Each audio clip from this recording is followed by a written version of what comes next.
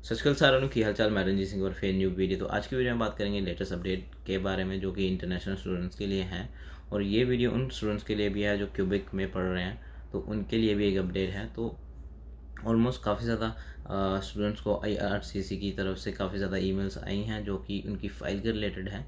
तो अभी मुझे एक स्टूडेंट ने अपनी जो ईमेल है वो भी शेयर करी है, और उसके साथ साथ जो भी उनके पास इन्फॉर्मेशन थी वो भी उन्होंने मुझे प्रोवाइड करी है।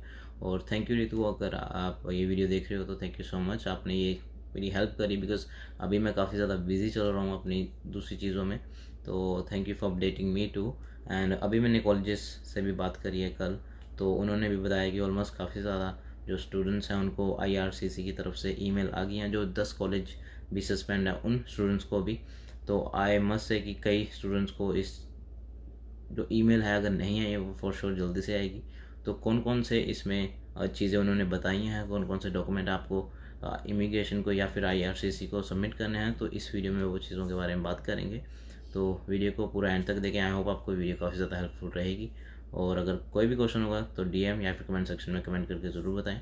तो वीडियो को स्टार्ट करने से पहले चैनल को सब्सक्राइब करें, लाइक करें और कमेंट करके ज़रूर बताएं वीडियोस कैसी लग रही हैं।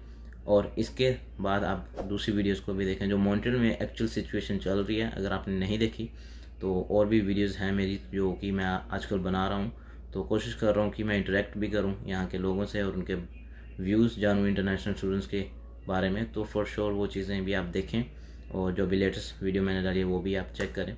तो अब हम करते हैं जी video start. So here we go. अब बात करते हैं जी जो ईमेल आई है जो स्टूडेंट को, तो उस ईमेल के बारे में बात करते हैं, क्या क्या चीज़ें इन्होंने मेंशन करी हैं, और इस ईमेल के बारे में मैं आपको अच्छे से समझाऊंगा कि आपको कैसे हर एक चीज़ करनी है और क्या आपको नहीं करना है। तो सबसे पहली चीज़ हम देखते हैं कि इनकी ईमेल कब आई है और क्या क्या लिखा हुआ है। तो जैसे कि आप स्क्रीन पे देख रहे हैं, तो इनकी जो ईमेल आई है, इनको ईमेल आई है 2 जून को 2021। तो यहाँ पे ये आई है ओटावा से। तो इसमें जो जो चीज़ें लिखी हैं वो आपको अच्छे से पढ़नी है। तो इनको बोला गया है we are seeking documentation on the following information. तो जो भी डॉक्यूमेंटेशन है वो इमिग्रेशन को चाहिए आपकी फ़ाइल को प्रोसेस करने के लिए। ये बहुत अच्छी न्यूज़ है कि एटलीस्ट उन्होंने आपको ये ईमेल करी है, और जिन स्टूडेंट्स को ये ईमेल आई है तो कंग्रेचुलेशन कि आपकी फ़ाइल फॉर श्योर अब प्रोसेस होगी।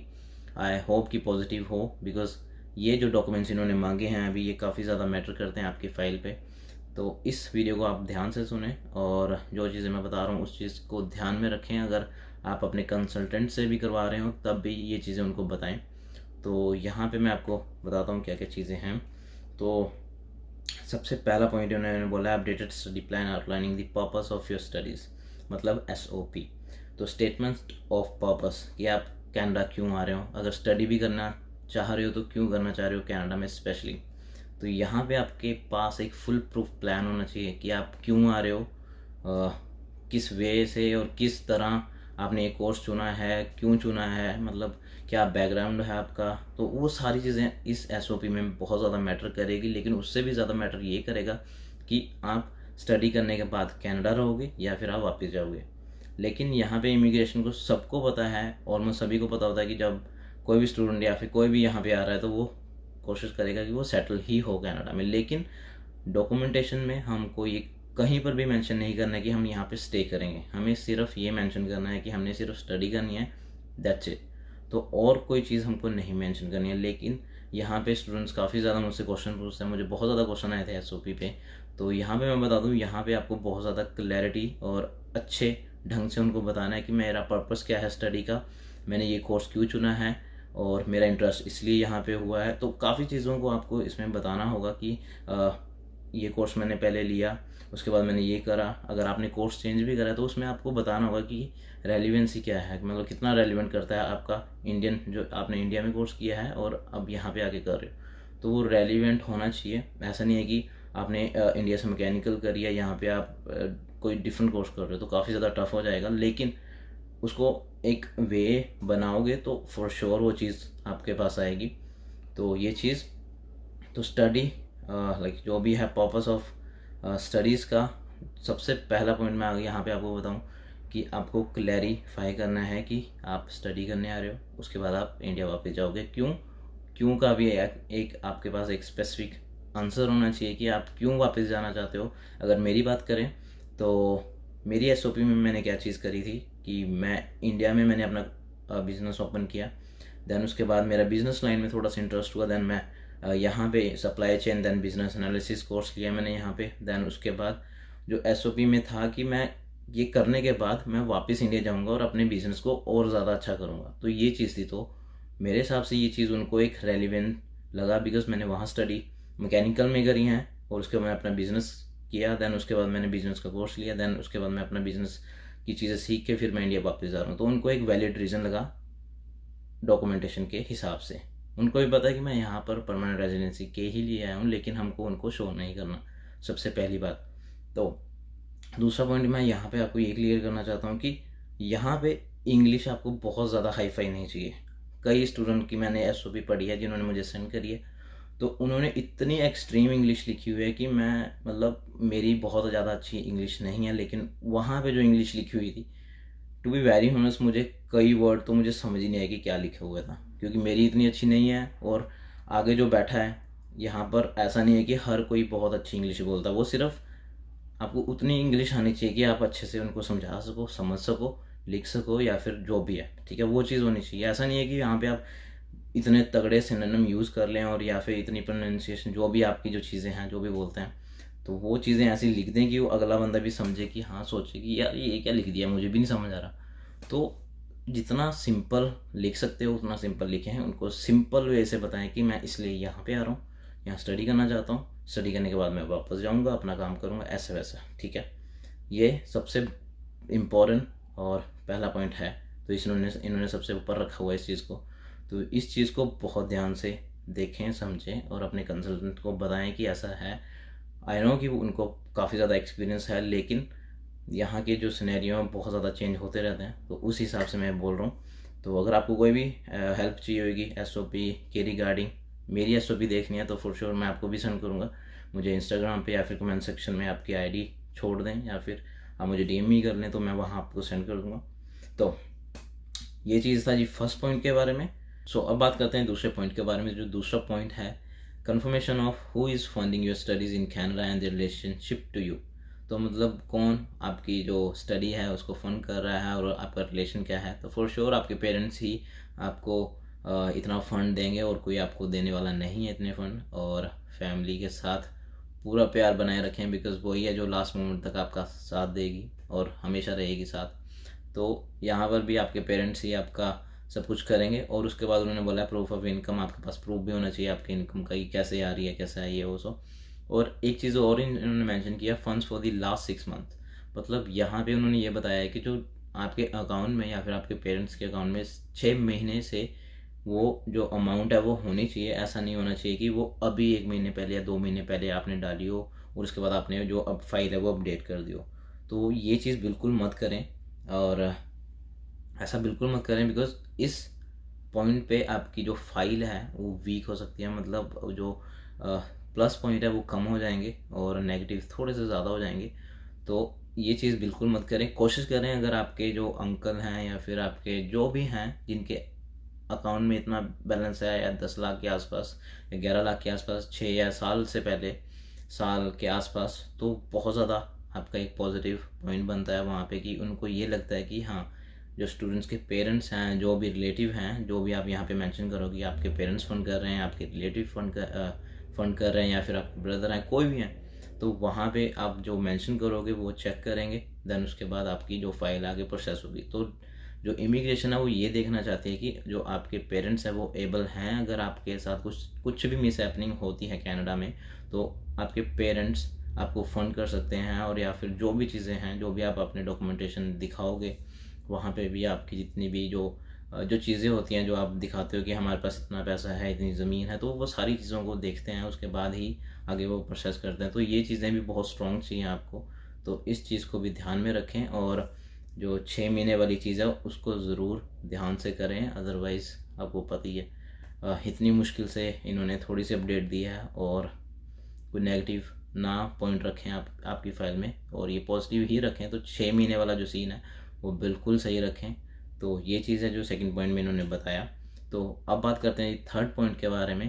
तो जो जैसे कि थर्ड पॉइंट में इन्होंने लिखा हुआ है, ये स्पेशली उनके लिए है जो आपके कंसल्टेंट हैं या फिर आपने खुद अपनी फ़ाइल लगाई है, तो ये उनके लिए है स्पेशली। तो इन्होंने क्या लिखा हुआ है इसमें, जैसे confirmation of whether you are और have been requested represented either by a designated individual और paid representative, and if so you have submitted a completed form designated individual.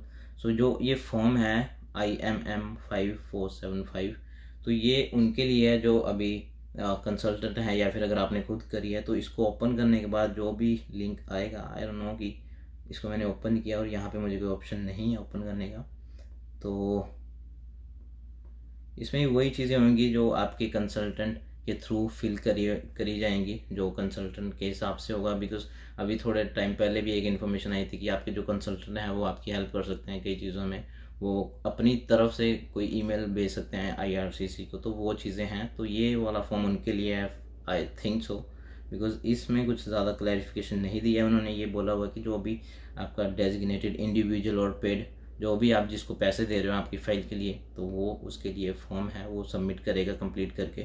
तो ये चीज़, तो इसमें इन्होंने ये भी दिया हुआ कि the above information must be received within 30 days from the date of this letter. मतलब जैसे इनको 2 जून को आई है, तो इनको 30 दिन के अंदर अंदर ये इस चीज़ को फिल करके वापस सेंड करना है, अपलोड करना है योर डॉक्यूमेंट्स उसके IRCC के साइट पे ही, जो आपको पता ही है आपका लॉगिन ID। अगर एक चीज़ और, अगर आपके पास आपका लॉगिन ID नहीं है IRCC का, जो भी अकाउंट बनते हैं उनके नहीं है, तो फॉर श्योर आप अपने कंसल्टेंट से मांगिए। आपको पता होना चाहिए कि आपकी फ़ाइल पे क्या चल रहा है क्या नहीं चल रहा है, आपको हर एक चीज़ की अपडेट खुद चाहिए। और अगर जितना आप इस चीज़ में इंडल्ज होगे तो उतनी ज़्यादा आपकी जो नॉलेज है वो ज़्यादा होगी, और आप ऐसा नहीं होगा कि मुझे तो कुछ नहीं पता। क्योंकि यहाँ पे कई सारे मेरे फ्रेंड्स हैं और स्टूडेंट्स मैंने देखे हैं, वो वर्क परमिट अप्लाई करते हैं, स्टडी परमिट अप्लाई करते हैं, उनको कुछ नहीं पता होता, वो सिर्फ पैसे देते हैं और वेट करते हैं कि हाँ जब वो लॉयर या फिर जो कंसल्टेंट है जो भी है वो उनको बताएगा, दैन उसके बाद वो आगे देखेंगे क्या है। अदरवाइज़ उनको कुछ नहीं पता होता कि क्या चल रहा है क्या नहीं चल रहा। तो खुद करें चीज़ें, खुद पूछें उनसे। आई नो कि ये थोड़ा सा टफ होता है फाइल लगाने, बिकॉज ये बहुत ज़्यादा 10-15 लाख की गेम होती है, तो आप किसी कंसल्टेंट से ही लगाएं, लेकिन उनसे फॉर श्योर ये चीज़ें मांगे कि आप अपना लॉगिन ID और ये सारी चीज़ें लें कि आपको हर एक ईमेल आए। और जो IRCC या कॉलेज की तरफ से भी आती हैं, तो अभी उनको बोलें कि आप वो हमें डायरेक्ट भी सेंड करें, या फिर कॉलेज वाले भी सेंड कर सकते हैं। तो ऐसा है कि आपको पता होना चाहिए। मेरे कहने का मतलब ये है कि आपको इन चीज़ों के बारे में नॉलेज होनी चाहिए। मुझे सांस चढ़ गया बोलते बोलते। तो आपको हर एक चीज़ की नॉलेज होनी चाहिए, बिकॉज आप कनाडा आ रहे हो, यहाँ पे आपको हर एक चीज़ खुद करनी है। और अगर आप इंडिया से ही इस चीज़ को लेके आएंगे कि आपको खुद समझना है हर एक चीज़ को, तो बहुत ज़्यादा बेनिफिशियल होगा आपके लिए यहाँ पे। तो ये चीज़ है। तो इस फॉर्म में जो चीज़ें थी उन्होंने बताई कि 30 दिन के अंदर अंदर आपने सबमिट करनी है। और जो चीज़ लिखी है, if you are unable to provide the requested document within 30 days, we recommend that you write an explanation and upload it in place of requested document within a timeline provided by using your secure IRCC account. Do not send any documents or explanation why you cannot meet the 30 days window view email or web form. तो यहाँ पे इन्होंने बोला है कि अगर आप 30 days में अपने जो भी डॉक्यूमेंट्स हमने मांगे हैं वो प्रोवाइड नहीं कर सकते, तो उसके बाद हमें एक रिकमेंडेशन, जो एक्सप्लेनेशन लेटर चाहिए कि आप अपना एक्सप्लेनेशन दोगे कि आपने क्यों नहीं अपलोड किया, या फिर ऐसी जो भी चीज़ें हैं, तो उनको एक वैलिड रीज़न चाहिए। अदरवाइज़ आपकी जो फाइल है वो आपको पता है, तो वो चीज़ कर सकते हैं। तो आप अपने पे इन्होंने एक और चीज़ को मेंशन किया हुआ है, do not send any documents और explanation why you can not meet the 30 day window via email और वेब फॉर्म। मतलब वो चाहते हैं कि अगर आपने ये डॉक्यूमेंटेशन अगर सेंड करनी है तो IRCC अकाउंट पे ही करें। अगर आपने एक्सप्लेनेशन लेटर या फिर आप क्यों नहीं कर पाए इस 30 डेज़ वाले पीरियड में अपने डॉक्यूमेंट्स को, तो वो भी आप IRCC के अकाउंट पे ही जाके अपलोड करें, ना कि आप उनको ईमेल भेजें और वेब फॉर्म भरें। तो इसमें वेब फॉर्म नहीं भरना है, ना ही ईमेल सेंड करनी है उनको। ये ध्यान में रखें, अगर आप ये चीज़ नहीं कर पाए 30 डेज़ में तो उनको ईमेल या वेब फॉर्म मत भेजें इसके रिगार्डिंग। तो इन्होंने स्पेशली यहाँ मेंशन किया है। तो नीचे इन्होंने बोला for general questions and to check the status of your application please use the following online. तो वही चीज़ें उन्होंने बताई हैं कि अगर आपको अपनी फ़ाइल के बारे में पता करना है तो आप ऑनलाइन जाएँ, आप वहाँ देखें। तो वही चीज़ है यहाँ पर भी उन्होंने बोला कि अगर आपने अपनी फ़ाइल की जो स्टेटस देखना है तो आप ऑनलाइन जाएँ। तो मतलब उसके लिए आपके पास आपका लॉगिन आईडी और पासवर्ड बहुत ज़्यादा ज़रूरी है। तो वो अपने कंसल्टेंट से ज़रूर मांगें और आपके पास होना ही चाहिए, बिकॉज़ आपका हक है वो, और आपको पता होना चाहिए कि आपकी फ़ाइल में क्या चल रहा है। बिकॉज़ समटाइम्स ऐसा होता है कंसल्टेंट इतने ज़्यादा बिजी होते हैं, वो आपको नहीं बता पाते कि आपकी फ़ाइल की प्रोसेस क्या चल रही है, बिकॉज़ वो टाइम ही नहीं होता उनके पास ओपन करने का। तो एटलीस्ट आपके पास तो टाइम है ना कि आपको अपनी चीज़ का पता होता है, तो आप डेली चेक करोगे। तो वो चीज़ है, तो उनसे लें, तो आपको पता भी लगेगा कि क्या हो रहा है और एक नॉलेज भी आएगी और आप औरों को भी बता सकते हैं मेरे जैसे।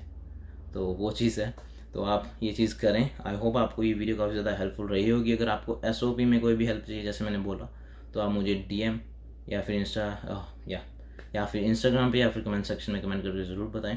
और ये थी जी आज की वीडियो। आई होप आपको वीडियो काफ़ी ज़्यादा हेल्पफुल रही होगी। अगर आपको कोई भी क्वेश्चन हो, do comment, DM me. So और वीडियोज़ भी जाके देखें। सो आपको मिलता हूँ नेक्स्ट वीडियो में। Till then stay healthy and stay happy. Bye bye.